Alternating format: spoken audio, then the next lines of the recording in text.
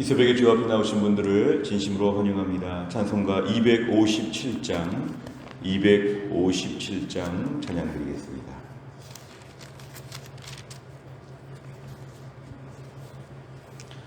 (257장입니다)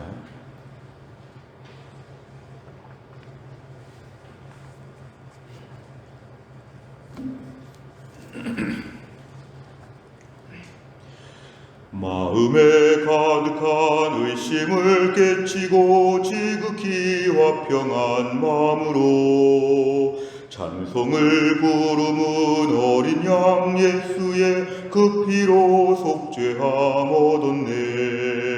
속죄함 주 예수 내 죄를 속했네. 할렐루야 소리를 합하여 함께 찬송하세. 그 피로 속죄함 얻었네. 금이나 은같이 없어질 보배로 속죄함 받은 것 아니요. 거룩한 하나님 어린 양 예수의 그 피로 속죄함 얻었네. 속죄함 주 예수 내 죄를 속했네. 할렐루야 소리를 합하여 함께 찬송하세. 그 피로 속죄함 얻었네.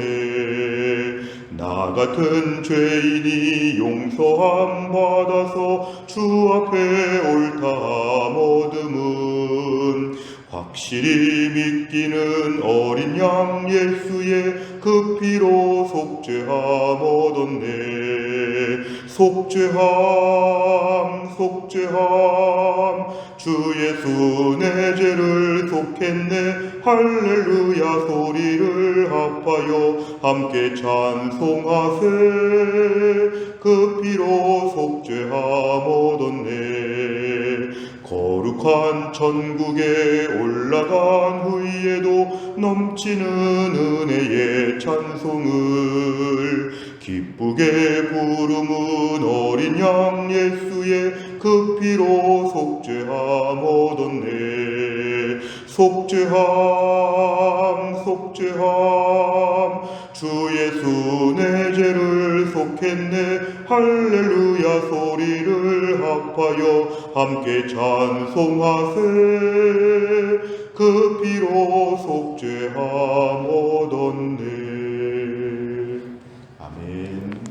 하나님 말씀 누가복음 5장 17절부터 26절입니다. 누가복음 5장 17절에서 26절까지의 말씀은 신약 96페이지에 있습니다.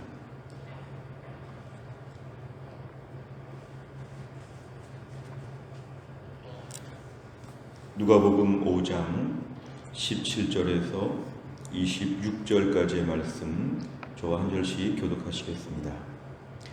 하루는 가르치실 때에 갈릴리의 각 마을과 유대와 예루살렘에서 온 바리새인과 율법 교사들이 앉았는데 병을 고치는 주의 능력이 예수와 함께 하더라.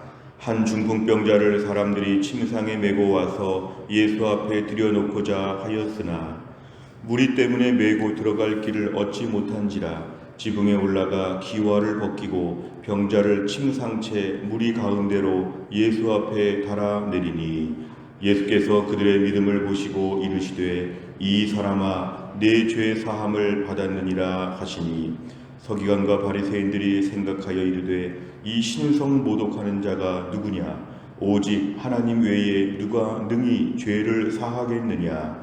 예수께서 그 생각을 아시고 대답하여 이르시되 너희 마음에 무슨 생각을 하느냐. 내 죄 사함을 받았느니라 하는 말과 일어나 걸어가라 하는 말이 어느 것이 쉽겠느냐.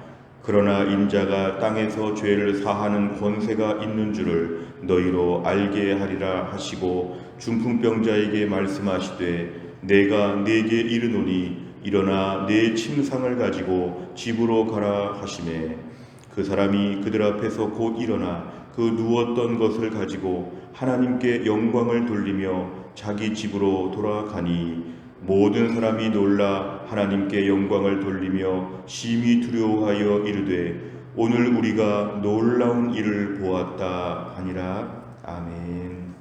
계속해서 누가복음은 우리 예수님께서 치유의 기적이 있다는 것을 보여주시면서 예수님의 기적들을 언급하고 있습니다. 오늘 17절에 보니까 하루는 어느 날 여러 날 중에 한 날입니다. 이런 일도 있었는데요.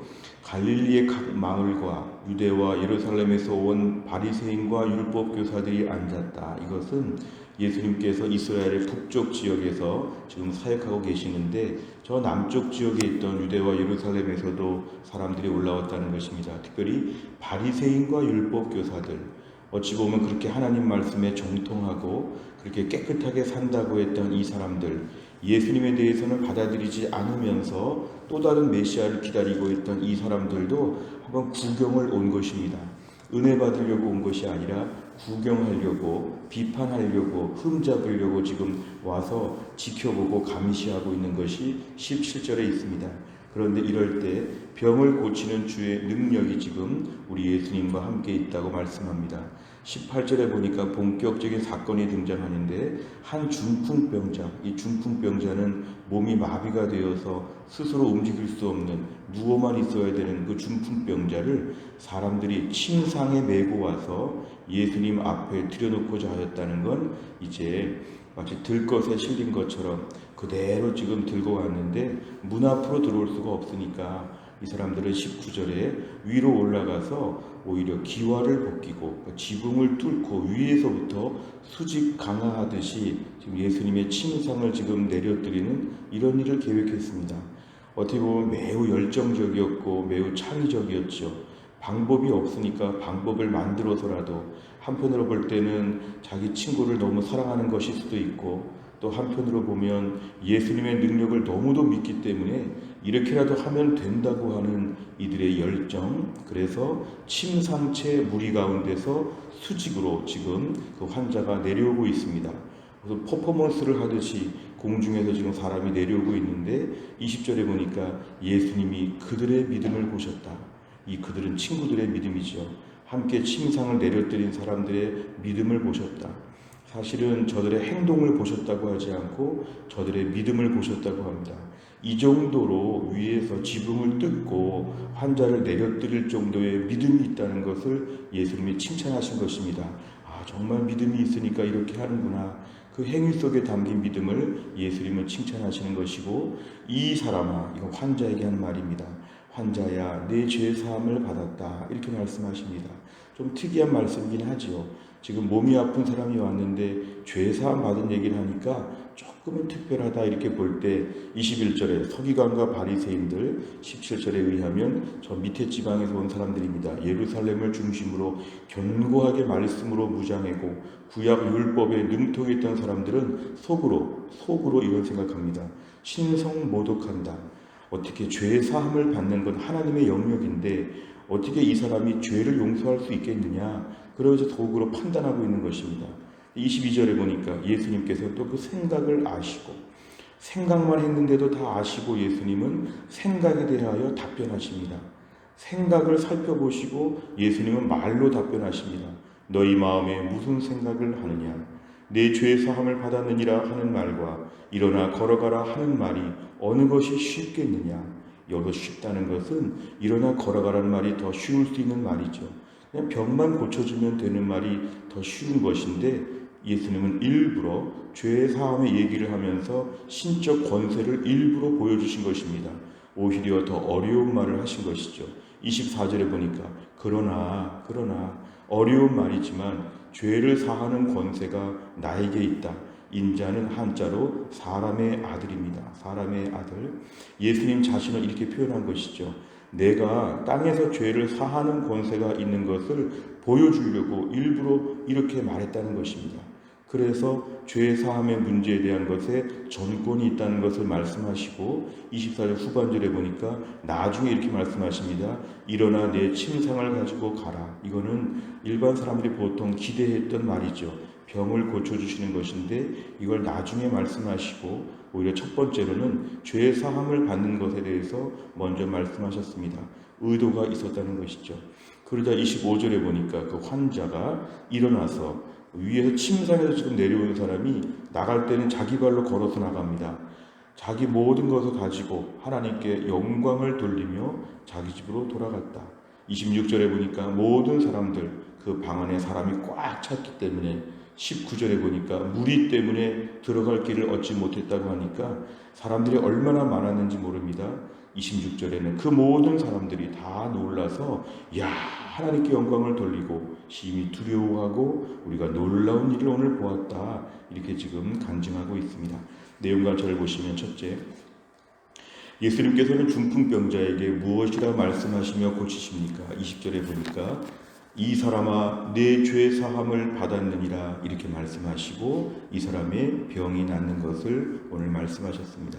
두 번째를 보면 서기관과 바리새인들은 예수님을 어떻게 공격합니까? 21절에 이들이 공격하는 것은 왜 죄 사함을 받았다고 말하느냐? 네가 하나님이냐? 하나님 말고 누가 죄를 사할 수 있느냐? 이러면서 예수님의 죄 사함에 대한 언급을 아주 매우 강렬하게 지금 공격하고 있습니다.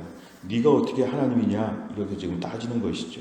세 번째를 보면 서기관과 바리새인들은 왜 예수님께서 신성 모독을 했다고 생각합니까? 오늘 여기서 죄 사함을 받았다고 선포하는 것은 하나님의 영역이라는 것은 맞습니다. 우리가 이런 말 함부로 할 수 없는 것이죠. 하나님이 하시는 것은 맞기 때문에 서기관과 바리새인들은 이건 바르게 생각한 것입니다. 그러나 이들이 생각하지 못한 것은 이 예수님이 하나님의 아들이라는 것은 믿지 않은 것입니다. 다른 말로 하면 이 예수님이 이런 말을 할 수 있는 하나님, 성자 예수님 하나님이라는 것을 부정하는 것입니다. 다른 말로 하면 메시아라는 것을 부정하는 것입니다. 메시아라는 것을 부정. 그냥 병만 고쳐주는 아주 용한 의사인 것처럼만 보는 것이죠. 그러니까 병만 고쳐주면 됐지 왜 죄의 문제까지 언급하면서 하나님 자리까지 넘보느냐 이렇게 말하는 것은 예수님이 하나님의 아들 메시아이심을 이들이 부정하니까 그렇게 구약을 잘 알고 그렇게 철저하게 믿음으로 산다고 하면서도 메시아를 알아보지 못하는 메시아를 부정하는 이들의 완고한 심령이 오늘 본문의 결정적인 이유입니다. 그러니까 예수님에 대해서 오늘 부정하는 것이죠. 하나님이 지금 죄 용서함을 받는 것을 선포했는데 하나님이 아닌 것이죠. 예수님의 하나님 되심을 부정하는 독생자 예수 그리스도를 부정하는 이들에게 그런 것입니다. 여기서 우리가 알 수 있는 것은 예수님은 이 땅에 오셔서 우리의 병의 문제, 가난의 문제, 인간관계의 문제, 여러 어려운 문제를 풀어주실 수 있는 분이시지만 예수님은 단순히 이런 문제만 해결해주는 각각의 문제 해결사가 아니라 우리를 죄와 사망의 권세로부터 구원해 주시는 구원자 메시아이심을 우리가 분명히 알아야 합니다. 우리가 매일 기도하면서 어떤 문제가 있고 인생을 살면서 어떤 가슴 아픈 일들이 있고 이런저런 어려움이 참 많이 있는데요. 그 문제 하나하나 해결해 주시는 것도 맞지만 우리에게 궁극적인 구원자 메시아 하나님이신 것을 우리가 분명히 믿는 게 필요합니다. 오늘도 우리가 신앙생활하면서 예수님이 내 인생의 문제 해결자 수준에서 그치는 분이 아니라 나의 구원자 메시아가 되심을 우리가 붙잡아야 하죠. 오늘 서기관과 바리새인들은 예수님이 그냥 몸만 고쳐주면 되지 왜 이렇게 오버하느냐 이렇게 지금 보는 것이지만 예수님은 우리의 모든 문제, 특별히 죄사함과 구원과 천국과 영생의 문제까지를 해결해 주실 수 있는 하나님의 아들이심을 일부러 밝히신 것임을 우리가 알아야 합니다. 우리가 오늘 예수님 믿으면서 문제 해결자로서의 예수님만 믿는 것이 아니라 내 인생의 궁극적인 구원자 메시아로서 예수님을 인정하고 그 예수님을 경배하고 전적으로 신뢰하는 것이 오늘 우리에게 매우 중요합니다. 네 번째를 보면 수많은 치유와 말씀을 보고 들어도 예수님을 하나님의 아들로 인정하지 않는 서기관과 바리새인들을 보면서 무엇을 느낍니까? 이 사람들은 강팍한 심령 때문에 그런 것입니다.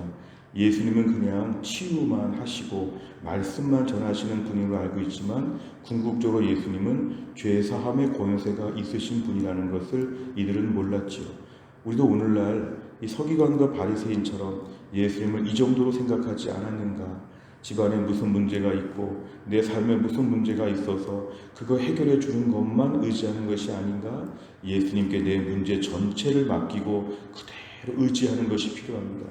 오늘도 우리 인생 가운데 나를 힘들게 하는 문제들에게 매몰되지 아니하고 거기에 함몰되지 아니하고 내 인생의 문제를 넘어서서 내 인생 전체를 다 총괄하시고 해결하시고 구원하시는 구원자 예수님을 오늘도 믿고 신뢰하게 하여 주옵소서.